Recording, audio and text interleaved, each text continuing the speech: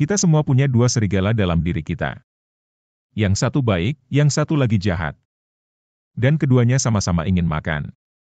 Yang bisa kita lakukan adalah memberi makan serigala yang baik sedikit lebih banyak daripada yang jahat.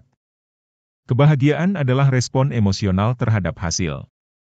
Jika saya menang, saya akan bahagia, jika tidak, saya tidak akan bahagia. Ini seperti kondisi sebab akibat yang tidak bisa kita pertahankan. Karena setiap kali kita mencapainya, kita langsung menaikkan standar itu lagi. Lihat, kebahagiaan itu menuntut hasil tertentu. Itu bergantung pada hasil. Dan saya bilang, jika kebahagiaan yang kamu cari, maka kamu akan sering kecewa dan banyak waktu akan merasa tidak bahagia. Kebahagiaan itu berbeda. Kebahagiaan bukanlah pilihan. Bukan juga respon terhadap suatu hasil.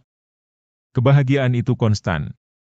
Kebahagiaan adalah perasaan yang kita dapatkan dari melakukan apa yang kita diciptakan untuk lakukan. Tidak peduli apa hasilnya. Hidup dan berkembang dalam melakukan apa yang kita ciptakan untuk lakukan. Dan menikmatinya. Cara termudah untuk memahami kesuksesan adalah melalui rasa syukur. Mengucapkan terima kasih untuk apa yang kita miliki, untuk apa yang berhasil. Menghargai hal-hal sederhana yang kadang kita anggap remeh. Kita bersyukur atas hal-hal ini. Dan rasa syukur itu akan berbalas. Menciptakan lebih banyak hal untuk disyukuri. Ini sangat sederhana dan berhasil. Saya tidak mengatakan untuk mengabaikan kegagalanmu. Tidak, kita bisa belajar dari kegagalan juga. Tapi hanya jika kita melihatnya secara konstruktif. Sebagai cara untuk mengungkap apa yang kita kuasai, apa yang bisa kita tingkatkan, apa yang kita sukseskan. Hidup saya adalah tindakan. Kita mencoba yang terbaik. Kita tidak selalu melakukan yang terbaik. Dan karena kita adalah arsitek hidup kita sendiri. Mari pelajari kebiasaan, praktik, rutinitas yang kita miliki yang membawa dan memberi makan kesuksesan kita. Kebahagiaan kita, rasa sakit kita yang jujur, tawa kita, air mata kita yang terbayar. Mari kita bedah itu dan berterima kasih untuk hal-hal itu. Dan ketika kita melakukannya, tebak apa yang terjadi. Kita menjadi lebih baik dalam hal-hal tersebut. Dan kita punya lebih banyak hal untuk dibedah. Ini adalah dunia di mana kita hidup dalam kekayaan instan di internet, ketenaran 15 menit, dan kita melihatnya setiap hari. Tapi kita semua ingin sukses, bukan? Jadi pertanyaan yang harus kita tanyakan pada diri sendiri adalah apa arti kesuksesan bagi kita? Apa arti kesuksesan bagi kamu? Apakah itu lebih banyak uang? Itu tidak masalah. Mungkin itu keluarga yang sehat. Mungkin pernikahan yang bahagia. Mungkin itu membantu orang lain, menjadi terkenal, menjadi sehat secara spiritual. Meninggalkan dunia sedikit lebih baik dari yang kita temukan. Terus tanyakan pada dirimu pertanyaan itu. Apapun jawabannya, jangan pilih sesuatu yang akan membahayakan jiwamu. Prioritaskan siapa dirimu, siapa kamu ingin menjadi, dan jangan habiskan waktu dengan apapun yang merusak karaktermu. Jangan tergoda. Rasanya manis, tapi kamu akan mengalami masalah di kemudian hari.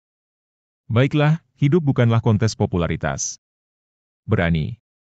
Ambil tantangan, tapi pertama-tama jawab pertanyaan itu. Apa tantangan saya? Nah, bagi saya, itu adalah ukuran dari 5 hal. Kami punya menjadi seorang ayah. Kami punya menjadi suami yang baik. Kami punya kesehatan, pikiran, tubuh, dan jiwa. Kami punya karir, dan kami punya persahabatan. Inilah yang penting bagi saya dalam hidup saya saat ini. Karena saya ingin menjaga semua 5 dalam kondisi yang sehat. Dan saya tahu jika saya tidak merawatnya, jika saya tidak menjaga perawatannya. Salah satunya akan menjadi lemah. Akan terlalu banyak menguras energi. Akan bangkrut. Akan menjadi sakit. Mati. Jadi kita harus mendefinisikan kesuksesan untuk diri kita sendiri. Dan kemudian kita harus bekerja untuk mempertahankannya. Lakukan evaluasi harian. Jaga hal-hal yang penting bagi kita dalam kondisi baik. Mendefinisikan diri kita dengan apa yang kita tidak inginkan adalah langkah pertama yang membawa kita untuk benar-benar mengetahui siapa diri kita. Kamu tahu, sekelompok teman yang sering kamu ajak hangout itu mungkin tidak benar-benar membawa yang terbaik darimu. Mereka sebenarnya tidak akan ada untukmu saat kamu benar-benar membutuhkannya. Saya yakin makanan yang terus kita makan dan rasanya enak saat masuk ke mulut, membuat kita merasa buruk seminggu kemudian. Kita merasa lesu dan terus menambah berat badan. Nah, orang-orang itu, tempat-tempat itu, hal-hal itu. Berhentilah memberi mereka waktu dan energimu. Jangan pergi ke sana. Maksud saya, tinggalkan mereka. Dan ketika kamu melakukannya, ketika kamu berhenti pergi ke sana, dan kamu berhenti memberi mereka waktu, kamu tanpa sengaja akan menemukan dirimu menghabiskan lebih banyak waktu di tempat-tempat yang lebih sehat untukmu, yang membawa lebih banyak kebahagiaan bagimu. Kenapa? Karena kamu baru saja menghilangkan siapa, di mana, apa, dan kapan yang menghalangimu menemukan jati dirimu. Lihat, percayalah terlalu banyak pilihan. Saya jamin ini, terlalu banyak pilihan akan membuat kita menjadi bingung. Jadi singkirkan yang berlebihan, waktu yang terbuang. Kurangi pilihanmu. Jika kamu melakukan ini, kamu secara tidak sengaja, hampir dengan polosnya akan menempatkan di depanmu apa yang penting bagimu. Dengan proses eliminasi. Mengetahui siapa kita itu sulit. Itu sulit. Jadi berikan dirimu kelonggaran. Eliminasi siapa dirimu bukan dulu dan kamu akan menemukan dirimu di tempat yang seharusnya. Buat kewajiban sukarela, saya berbicara tentang yang kita buat dengan diri kita sendiri. Dengan Tuhan kita. Dengan hati nurani kita sendiri. Saya berbicara tentang kewajiban diri versus diri.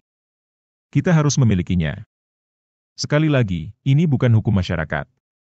Harapan yang kita akui dan anugerahi untuk siapapun selain diri kita sendiri. Ini adalah kewajiban berbasis iman yang kita buat sendiri. Ini bukan tarif asuransi yang lebih rendah untuk catatan mengemudi yang baik. Kamu tidak akan didenda atau dipenjara jika tidak memenuhi kewajiban yang saya bicarakan.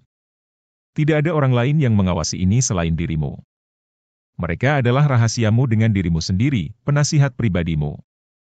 Protokol pribadi. Dan meskipun tidak ada yang melemparkan pesta ketika kamu mematuhinya, tidak ada yang akan menangkapmu ketika kamu melanggarnya. Kecuali dirimu sendiri. Bantal orang jujur adalah ketenangan pikiran. Dan ketika kamu berbaring di bantal itu pada malam hari, tidak peduli siapa yang ada di tempat tidurmu. Kita semua tidur sendirian. Ini adalah suara hati pribadimu dan tidak ada cukup polisi di seluruh dunia untuk mengawasi mereka. Itu tanggung jawabmu. Itu semua tanggung jawabmu. Kita melakukan yang terbaik ketika tujuan kita melampaui ukuran. Ketika jangkauan kita terus melebihi genggaman kita dan ketika kita memiliki garis finish yang tak terlihat. Dan ketika kita melakukan ini, balapan tidak pernah berakhir, perjalanan tidak punya pelabuhan. Petualangan tidak pernah berakhir. Karena kita selalu dalam perjalanan. Jadi lakukan ini. Lakukan ini dan biarkan mereka, biarkan seseorang datang dan mengetuk bahumu dan berkata, "Hei, kamu menang." Biarkan mereka datang dan mengetuk bahumu dan berkata, "Kamu menang." Biarkan mereka datang memberitahumu bahwa kamu bisa pulang sekarang. Biarkan mereka berkata, "Aku mencintaimu juga." Biarkan mereka berkata, "Terima kasih." Hilangkan batasan yang kita buat sendiri dan teruslah berjuang seperti seseorang yang diremehkan.